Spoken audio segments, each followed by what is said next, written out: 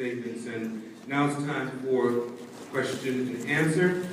And our residents have pre-prepared several questions for you, and I'd like to start by asking the first question, but I'd like to say that this is open to all, and I would appreciate it if you keep your comments very brief so that we can get through the whole list of questions.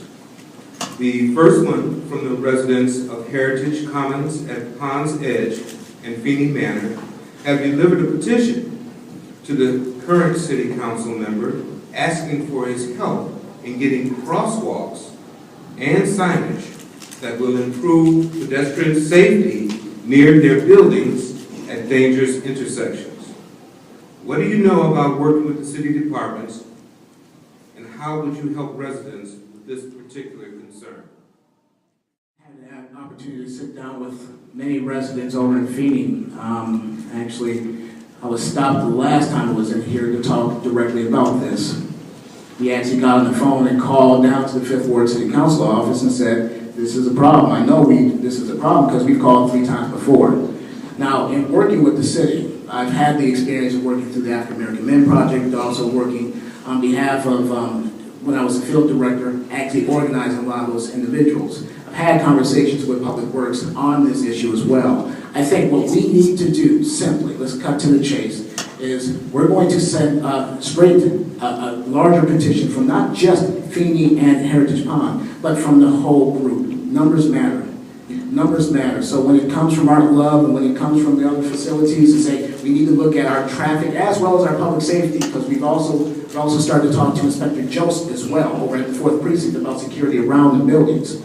That we need to be able to get them and hold them accountable to what they're supposed to do. So I have that experience and I've already been working on those issues already.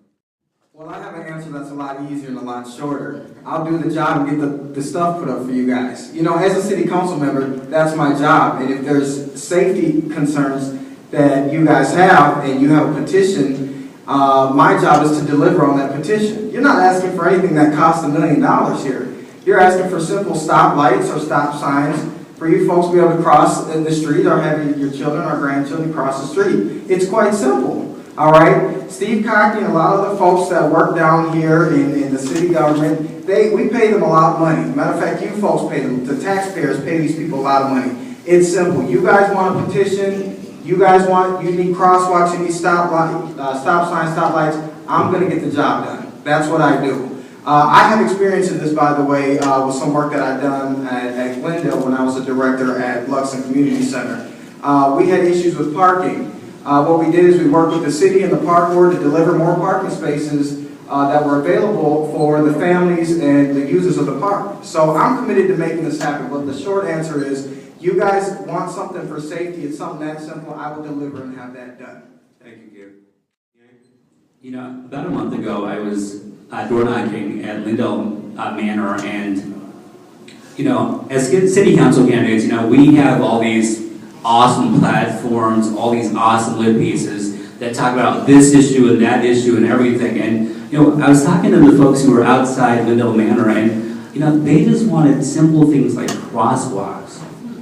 And on their mobility devices, they just wanted crosswalks so that cars wouldn't hit them. And I just think to myself, you know, those things that are so simple that aren't the fancy economic development or safety or all those things. I mean, my goodness, those things should be taken care of. We don't need no petitions. We don't need any of that stuff. We just need to get it done. And so I agree with Cale here. It's the job of the city council member just to get it done. We don't need no petitions. We just need to get it and get it done really well for the people here so that they are safe, because MPHA residents, high-rise residents, everybody are taxpayers, and they deserve the sort of services that they want. And in this situation, crosswalks should be an easy thing to do. Thank you. Mr. Alexander? I'd like to second what Flo said. Actually, I think Long and I think you, Long and Cale, I think you hit it right. I mean, the role of the city council member is to accomplish things for people who live in your area. But taking a step back, the one thing that is very interesting is the role of the city council member is also to navigate the city council and navigate the city government. And right now, the city government doesn't work very efficiently. to get a crosswalk, you wouldn't believe the mechanizations one would have to go through to get a crosswalk done through the city council structure. And it shouldn't be that difficult. It should be relatively simple. So I think a city council member also has to push for some major reforms within the different agencies, because until you do that, as a city council member, you're one of 13. Until you do that, it's going to be more difficult to get these things done. That's something that I believe I have the skills and the ability to do, and I look forward to doing it. We're going to rotate the first question this time, and Mr. Kale. The question for the group is, security is the #1 priority for public housing high-rise residents in Minneapolis. What would you do? What would you do to promote security for residents? They need to hear that. So some of the high rises I've been in and speak with folks, actually that's been the #1 issue I've heard, is the security. Why has our security been cut down so far? Is it safe for my grandbabies to come visit me and walk through these doors? And they're absolutely right. We have to hold housing accountable, but we have to figure out ways to make this work. And the fact of the matter is you guys are taxpayers here, and taxpayers need to pay for this security. So if I have to break down the math and figure out how much money is going towards crime and safety, what's going towards schools, what's going to parks, I will. I'll do that. And we need to make sure that we allocate the right funds to ensure safety for all folks. But there's a bigger problem that develops through this. And we need to work with our community. We need to become one as a community. And we need to know our neighbors, and we need to talk to folks, and we need to be having barbecues with people out here. And all these kind of things to work together so we don't have crime and safety issues. But I'll work hard, and the director of public housing is phenomenal. She's been here for years, and I'm willing to work with her to help out in any way possible to help keep folks safe. The Minneapolis Police Department is 100 staff short of a city this size. Imagine that, 100 police officers short for a city this size. What does that mean? That means that our city has collected taxes. We pay more in property taxes here in Minneapolis than they do out in Plymouth. Why is that? That doesn't make any sense to me. And I think in some ways what is happening is that our priorities are wrong. I think we look at all these luxury items that we really want, and we're willing to just sacrifice the basics for those luxury items. And so, one luxury item that we're talking about right now that we're going to be pushing for the next 20 to 30 years is streetcars.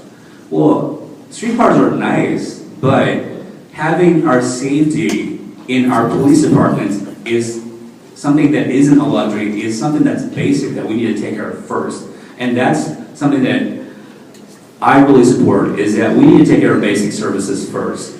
The second thing I wanted to point out is that, MPHA has lost $1.4 million in funding for guard services over the last year or so. And my goodness, really? If our police department isn't funded properly, and then Minneapolis Public Housing Authority doesn't have the funds to, fund guard services, Thank you. It's the job of the city council to take care of that. Thank you, Mr. Yang. Long, I believe you're completely correct when it comes to the police department. But very quickly, to respond to the question as well, I agree. When I first heard about Project Lookout, I thought it was actually a joke, because I couldn't believe that people had actually cut funding for basic security. And I believe a well-balanced community values its most vulnerable populations and populations that need security. So that's something I would advocate strongly for. However, I think we also need to be proactive on the security situation just in general. We know a lot of the high crime areas on the north side. We know where they are.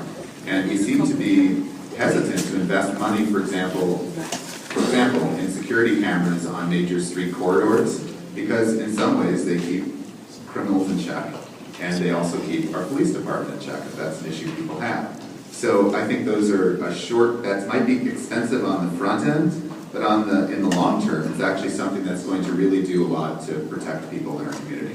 Thank you. We've been hearing about how the budgets have been cut for quite some time. Matter of fact, over the past 12 years, as the city's budget has been either held harmless or either dropped, our needs have increased. So it's a math problem across the board. I sat down with the Project Lookout guys, and no other way around it. They know their residents. They know how to call the police, but they're not getting the response necessary for a precinct. So what's been happening right now is that we have to get this thing called team together. That what takes place in our buildings affects everything else outside, and that the responsiveness is necessary. Again, I spoke with Inspector Jobs, and now we're getting improved situations slowly but surely. And I'll stay with Inspector Jobs to say, this is what needs to take place to monitor what's going on. But we're going to restore those budgets. But what that means, we're going to have to expand the tax base and start to expand other opportunities to make sure that the needs for public housing are there, because feds are losing it as well as the city. We're going to have to start taking care of ourselves from there. Gentlemen, I'd like to start with Mr. Yang. What is your attitude, your opinion about public housing developments and Section 8 voucher utilization in your ward?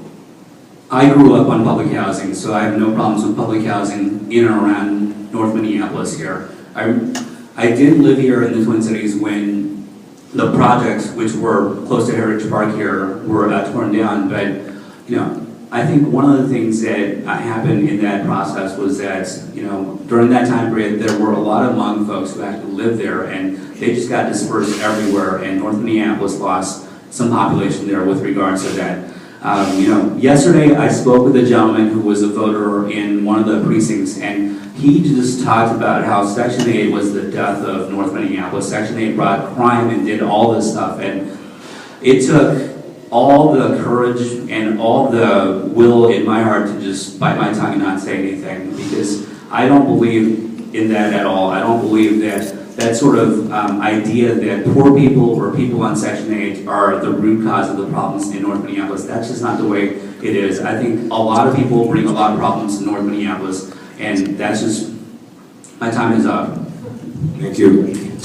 Just really quickly, when it, you know, I believe, and I think as a community we believe there needs to be housing for people that cannot afford to live in housing. I mean, the problem we have is that we've adopted a system which basically puts Section 8 vouchers in the hands, in my opinion, of a lot of landlords that do not keep their houses kept well. And as a result, and this is not bashing people, I just think it's true, and there have been many studies of this, the worse a house looks, and the worse the house is kept up, generally people tend to behave in a way that is congruent with that, or they are very upset with their housing situation. So I personally believe that if we're going to do anything, we should be investing in more high-end housing, apartment housing, where you can have businesses below and housing above. Because quite honestly, if your washing machine breaks, and I'm a family law attorney, I have clients that come talk to me. Am I out of time? You're out of time. Okay, well.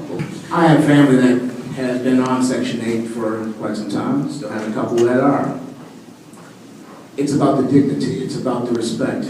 We have to start to raise the expectations and standards of those facilities. This is a great example of what public housing is. This is the future. This is what we're going to push towards to ensure that everybody has a respectful way of doing it and will invest into it. That's when you start to change the minds.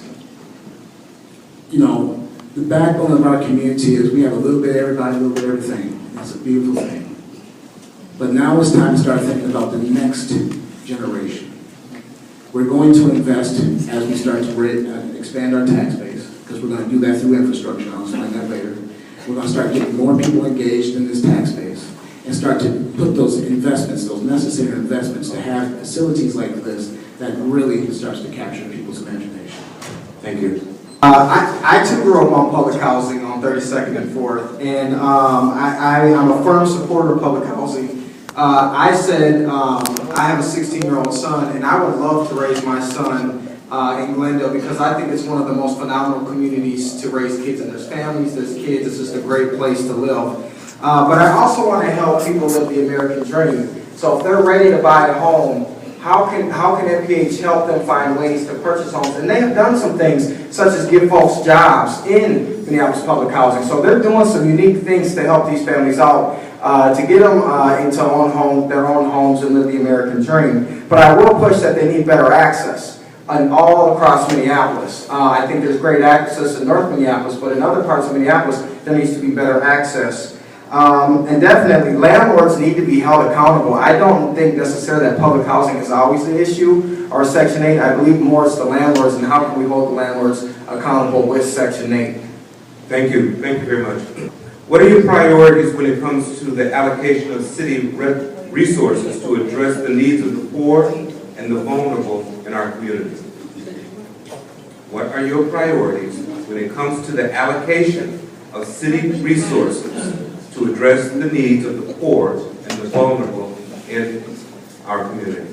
Well, I think this is the core of what economic development is supposed to be. I really believe that the problems here are economic on the north side. We can deal with the crime, we can deal with all these other peripheries, but economics is this root of the problems on the north side. So what do I want to see? I want to see, if elected, I would like to be on the community planning, I'm getting this wrong, community development committee, which brings a lot of funding for more housing and for more infrastructure development on the north side. I also believe that we need to have more options. For example, I know that I said this at the last debate, however, I today went to Cub Foods and purchased a can of peas, all about peas, and the can of peas at Cub Foods that I purchased was $1.75. The same can of peas at Byerly's was $1.39.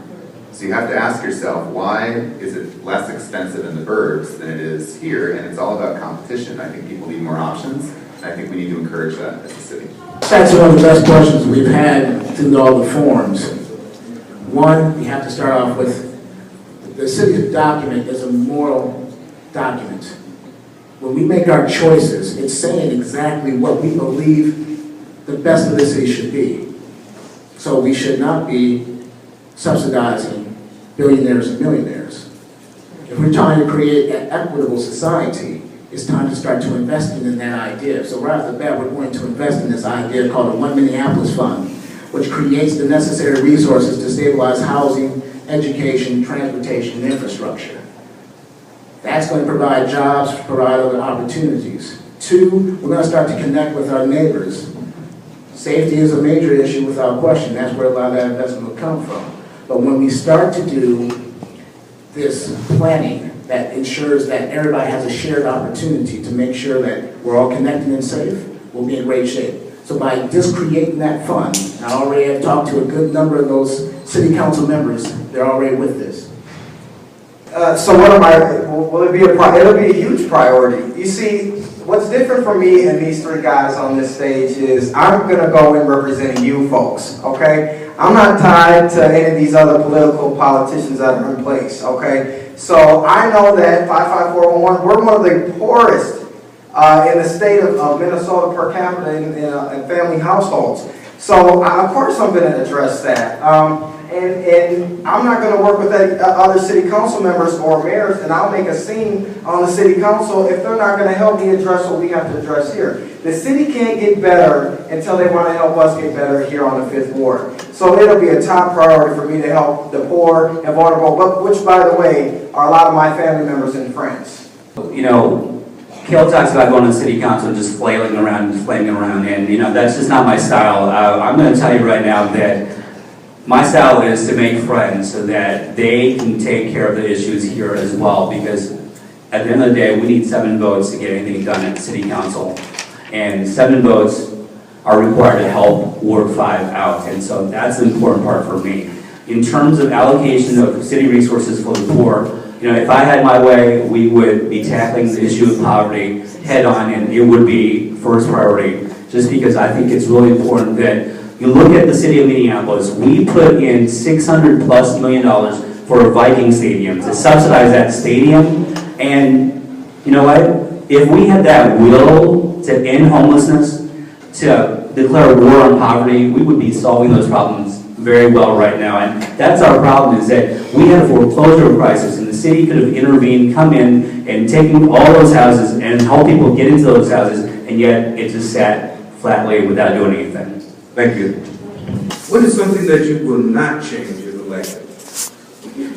What is something that would change if you are elected? Will not and will. From the residents. We will change how we interact with each other. I think one of the things that North Minneapolis has lost, that spirit, that north side spirit to be able to connect with each other, just to be able to say hello to each other. Hello? Hello. Just to be able to build that common bond with each other, to be able to have our institutions work on behalf of each other, to be able to support. When we're fighting to keep North High School open, we have to fight within our own community at times. What we won't change is our stick-to-itiveness. We stayed with the idea of keeping a school open, along with good friend Lynn Crockett over there. We were able to keep it going because we stayed with a process. That's Northside Minneapolis. If we believe in something, we stick with it. So that's what we're going to bring together. A community that's willing to fight together, that work together, and actually start to achieve together. Thank you so much. I will change the perception of our reality, the way people view us in North Minneapolis, specifically in the 5th Ward. I will also change the accountability, and it rolls back to the last question with what Long said. No one wants to tackle the hard issues on the council. Every member, 13 members of the city council and the mayor will stand up and say, we want to help North Minneapolis. We want to make it better. We want to help poor folks. We want to help folks living in housing. But then they're elected, and look at the past 50 years, folks. Has it happened? No. Exactly. So you know what? You got yourself a fighter in me, so when you go cast that battle on the 5th, you'll be able to call me, and I will fight for you on that city council. And you know, when you call other folks out on the council, that way they have to be accountable. What I won't change is the face of North Minneapolis. That means I won't regentrify our neighborhoods. That means the people that are living here are going to stay here. The people who have left because of the tornado, they're going to come back. They're going to come back here. These people, I will not regentrify our neighborhood. The people that are here will stay here. Thank you. I'll be really quick about this. What will not change for myself, that's going to be me. I'm not going to change. I'm still going to live where I live. I'm going to do everything I can to help the people here because I have a deep commitment to the people here that everyone gets a fair opportunity to succeed up here. What will change? The status quo has to change. I think a lot of people don't have much belief and much faith in their politicians, including the city council member in Ward 5, and that has got to change. We want the folks here to have faith in their city council member so that anything that gets done through the city council member and that represents all of you. So I think that's the part that really needs to happen is that our city council member cannot just be rhetoric and talk. Our city council member has to be someone who gets stuff done. Thank you. Thank you very much. Very simply, I want to change when you ask people where you live and see someone says, you live in North Minneapolis? I want to change that to, you live in North Minneapolis. I want to hear people excited about this great, vibrant economic opportunity to have businesses here, to work here, to live here, to be 5 minutes from downtown, to do whatever you want in the north side. What I won't change, even though people tell me to change, I will not get rid of my 1983 Volvo station wagon. It's beat up and it doesn't have a bumper, but I love that car, so I'm not going to get rid of it. So that's what I won't change. This question very clearly states, interested in wanting to know if do you support the development of additional affordable housing in this ward, in your ward? Absolutely. You know, look, folks, we got lots of empty spaces right in front of us. We have lots of empty lots, abandoned houses, foreclosed homes. Absolutely. We got to get folks in so we can create a stronger tax base in our community. If we have a stronger tax base, we have more word on the city council. So absolutely, I support that kind of development coming in. And, you know, we got to attract families back to our community, and that's how we're going to attract families back. By affordable housing and helping folks come back to our community, and also creating jobs. That's a huge part of that, and ensuring the folks in 55411 get the jobs to help create these wonderful homes through affordable housing. Thank you. In the past 30 years, North Minneapolis has lost roughly about 20,000 people who just left North Minneapolis. And you know what? This city is talking about how we're going to increase the density here in North Minneapolis and elsewhere in the city of Minneapolis in the next 20 years. What that means is that we in North Minneapolis have to get on that bandwagon and try to do what we can to increase density here. And that includes public housing. And as Kale mentioned, there are a lot of empty lots here, and we can be smart about growth up here in North Minneapolis and balance public housing with market rate housing so that there's a balance up here. There's not that sort of concentration that there was maybe 20 or 30 years ago, but we're thinking smartly about how we place public housing units here so that everyone wins up here. To answer the question, yes, I would not be against, or I would be for the creation of more public housing here, but I think you need a mix. I mean, one of the things which is fascinating to me is we live in an area on the north side where the largest apartment unit on the north side is not subsidized. Outside of the International Market Square building is 16 units, that's it. And so when I was at a church the other day, I was at fellowship, and I asked a woman whose kids were about 30, 35, I said, where do you live? And they said, Brooklyn Center. They said, why do you live on the north side? They're like, no. Well, we would live there. And I said, why? And they said, it's all full of public housing. And I said, well, no, it's not all full of public housing, but that's the perception.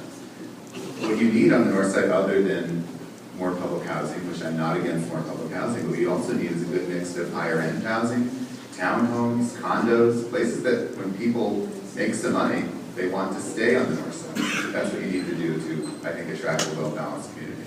Thank you. Short answer is yes. I'm going to support affordable housing. Actually need to stabilize that budget as quickly as possible so we have options. Again, we want to eliminate homelessness within the next 10 years. That is a city and county construct right now that we're going to fight for. I agree. Yes, we need to have a little bit of everything.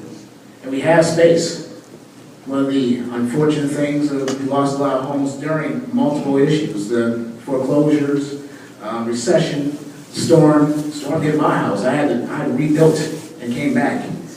But what we can do with these new opportunities that are before us is start to create that mix that's necessary for everybody to feel good about. Yeah, we're going to have more people coming to the area, but it's how we do this, that it's fair and equitable for everybody, and everybody got a chance to make this happen. I think that this is a very serious, powerful question, and I want to make sure that everybody clearly understands and gives concise answers, because we've heard a lot of conjecture about this subject, and I think the residents need to have a clear understanding of your perspective. What are you going to do about crime in the neighborhood?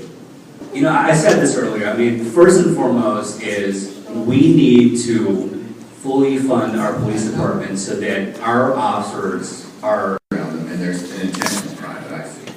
Those are the types of crimes that people come into my office for. And you want to actually get to the root of crime, which is having a prosperous environment, a place where people see they have more options, better options. I think when you increase density, you increase the tax base. When you increase the tax base, you could increase funding for the police and fire. So I think one of the things that we should do to help fix the crime issue is also deal with bringing more people to our neighborhood through more building and more construction and more higher-end, high-density projects. As I say, we're going to keep it 100 right now. We're going to get to the point. We have to start to reach our young men and young women who are currently hustling right now, just to make a living. Let's break it down all the way through. Dr. King says, violence is the language of the unheard. So we're going to start hearing our young men and young women on the block. We're going to actually start to reach and start to connect them into things that are possible. How we start to get them engaged is called infrastructure development. We have a lot of work to be done out here to redo our streets, our buildings, and a little bit of everything else. That's where the jobs are going to be. So we're going to divert them into activity. And then we're going to wrap around them. We got some great facilities around here, but we're going to change a lot of it too. We got some great mentors around here, and we're going to connect them to that. We got great families, but we got to start to connect each other. So crime is a we issue. It's how do we start to catch each other's back. It's how do we start to invest. It's called equity, but it's also called community. We'll get it together.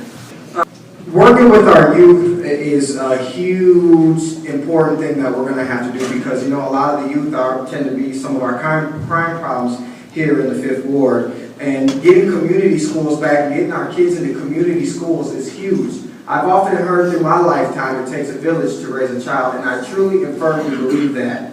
I completely disagree with Ian and Blum. More police are not the solution. All right, we have a failing police system now who do not show up when we need them, who do show up when we don't need them. I'm not willing to put tax dollars towards 100 more police when the police that we currently have are not doing the job that they need to do. None of them live in our community. None of them look, how many police of color do we see? How many women police do we see? We don't. So you know what, I'm going to be, when you elect me your next city council member, I'm going to become a new supervisor, okay? I'm going to be so far into their backs that they're going to get this right. And like I said, in Minneapolis Public Schools, if they're failing, everybody is fired. So maybe we need to fire all the police and start over. We had a very, I think, robust conversation today. There's time for one more question from each. And I think this time we'll start with you, Ian. And until recently, the city allocated approximately $1 million per year to MPHA for providing security guard services for the MPHA Highrise residents. Do you support restoring the funding? Yes.